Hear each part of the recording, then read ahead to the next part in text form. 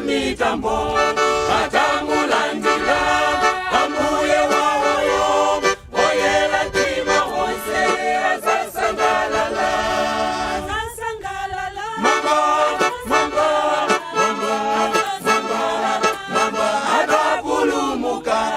mavuto wonse wo atalekana nawo oyela tima wonse azasangalala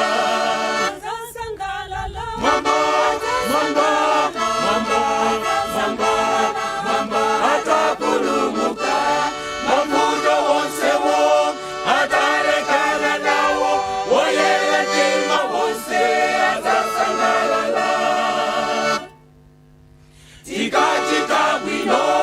paziko la pasi tizapita mwamba kwa mbuye watuyo komwe kulibe ifa kumwamba kwatuko oyela tima donse tizasangalala tikachita bwino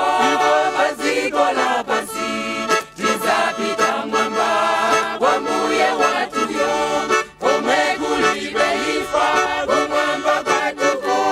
oyela tima donse tizasangalala mwamba titapulumuka mavuto wonse wo titalekana nawo oyela tima donse tizasangalala